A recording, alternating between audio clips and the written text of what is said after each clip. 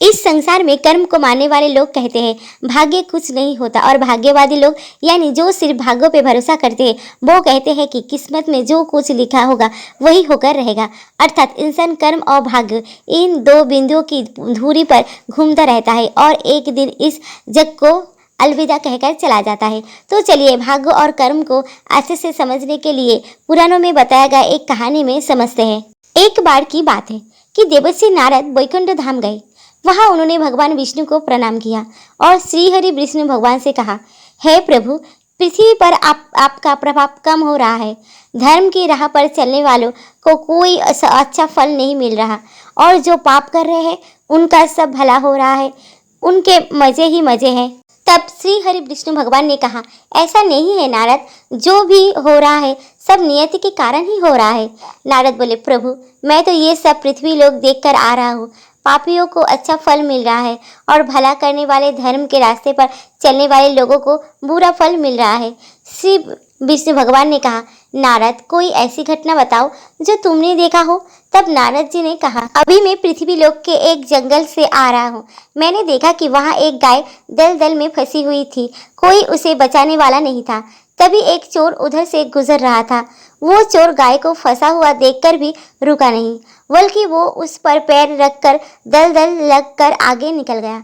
आश्चर्य तो तब हुआ जब आगे जाकर उस चोर को सोने की मोहरों से भरी एक थैली मिली। थोड़ी देर बाद वहां से एक वृद्ध साधु गुजरा। उसने उस गाय को दलदल में फंसा देख उसको बचाने की पूरी कोशिश की। साधु ने अपने पूरे शरीर का जोर लगाकर उस गाय को बचा लिया, लेकिन मैंने देखा कि गाय को दलदल से निकालने के बाद वो साधु जब कुछ दूर आगे गया तो एक गड्ढे में गिर गया। हे प्रभु, अब आप ही बताइए, ये कौन सा न्याय है। देवर्षि नारद की पूरी बात सुनने के बाद श्री हरि बोले, यह तो सही ही हुआ नारद। जो चोर गाय पर पैर रखकर भाग गया था उसकी किस्मत में तो पहले से ही एक खजाना था, लेकिन उसके इस पाप के कारण उसे केवल कुछ मोहरें ही मिली। परंतु प्रभु, नारद बोले, बेचारे उस साधु ने तो कोई पाप नहीं किया था, फिर उसे गड्ढे में गिरकर मृत्यु क्यों मिली।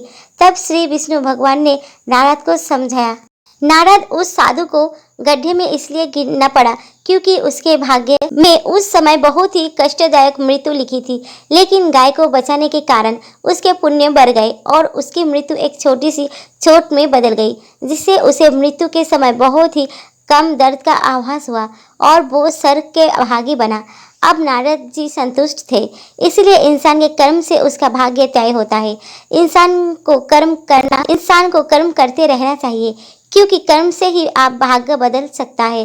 तो दोस्तों, मेरी ये छोटी सी कहानी अगर आप सबको पसंद आती है तो प्लीज़ लाइक करें, शेयर करें और हाँ, मेरे चैनल को सब्सक्राइब करना ना भूलें। देखने के लिए दिल से धन्यवाद।